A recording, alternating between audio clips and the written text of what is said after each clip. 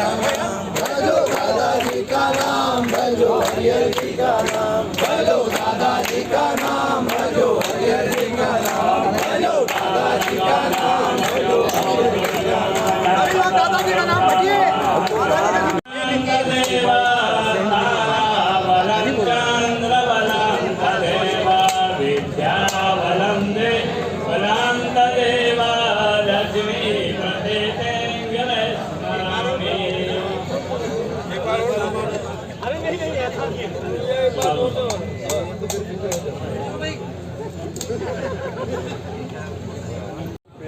गजानंद महाराज की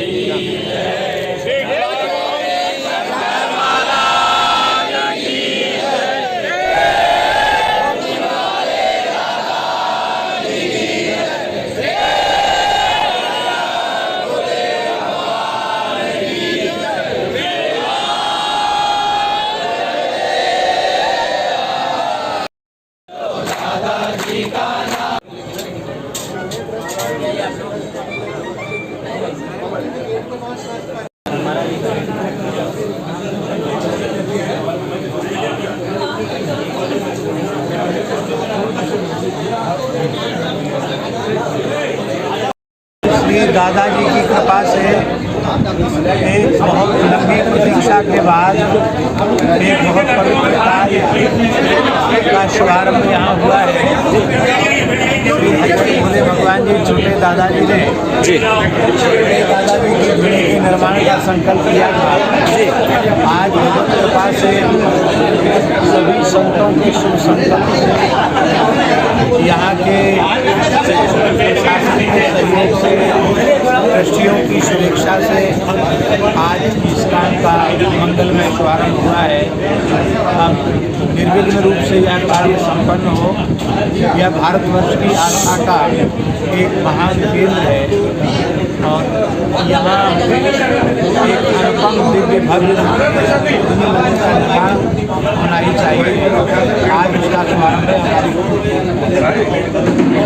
देखिए, ये मध्य प्रदेश के यशस्वी मुख्यमंत्री और धर्मनिष्ठ मुख्यमंत्री जी, जिनके की द्वारा यहाँ मंदिर के भूमि पूजन होने का था, उन्होंने स्पष्ट कह दिया कि आप, और हमारे कन्याएं भी थी, तो उन्होंने स्पष्ट कह दिया था कि आप अभिजूत मोहर जो है उसमें कन्याओं से भूमि पूजन करा लें और इसके बाद हम जब समय हमारे पास होगा हम आएंगे और यहाँ पुष्पांजलि अर्पित करेंगे।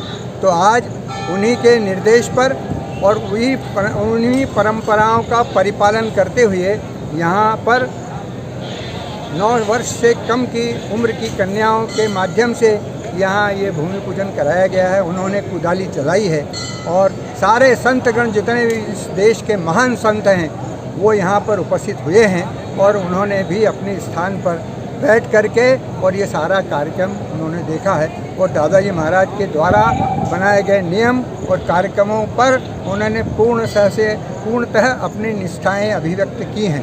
किसी ने भी अपना मैं यहाँ पर नहीं रखा और जैसा कि कहा जाता है कि दादाजी के सामने किसी का अपनत्व या मैं चलता नहीं है और उसी के कारण ये सारा का सारा आयोजन उसी बात को इंगित रखते हुए सभी ने संपन्न किया है। हर बड़ा पावन और पुनीत अवसर है जिस जगह पे हम खड़े हैं। इसकी शुरुआत कमल भारती जी महाराज ने 18वीं सदी में नर्मदा खंड के एक बहुत बड़े तपस्वी हुए कमल भारती जी, और उन्होंने जमात की परिक्रमा शुरू करी और उस परिक्रमा में सबसे उन्होंने जो अपना जो उत्तराधिकार था वो गौरी शंकर महाराज जी को दिया। और गौरी शंकर महाराज जी की इच्छा थी कि मेरे इस जमात में शंकर स्वयं आकर के इस जमात में रहे। तो धुनी वाले दादाजी जिनको हम आज श्री केशवानंद जी महाराज जी के नाम से जानते हैं, वो जमात में आए और उसके 27 साल वो साईंखेड़ा में रहे।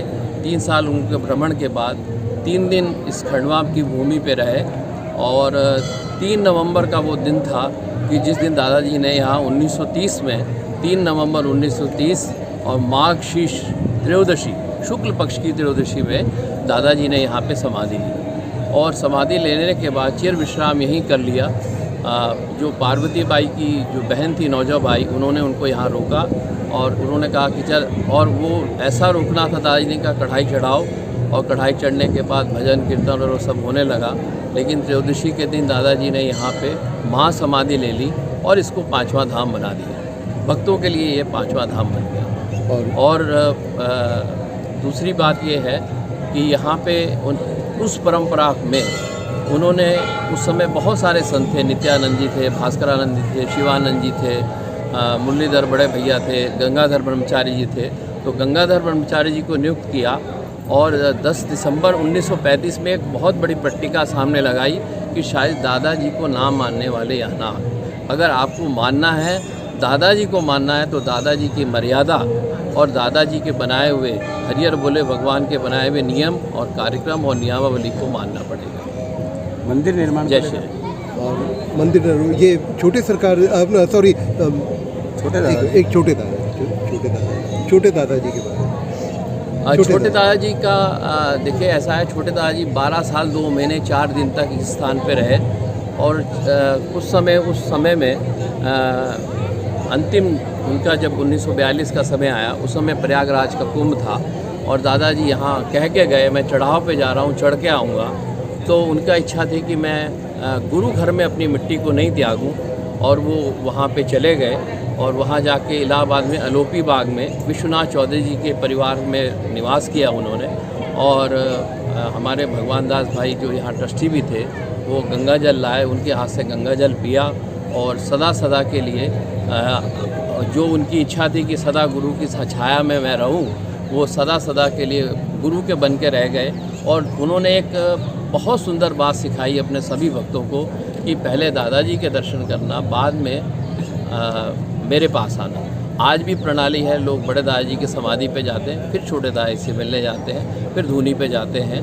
तो गुरु मर्यादा क्या होती है, गुरु आज्ञा क्या होती है, किस तरह से हर चीज़, बड़े दादाजी की चादर बड़ी होती है, छोटे दादाजी की चादर छोटी होती है, हर चीज़ की उनका जो ऊपर जो लगता है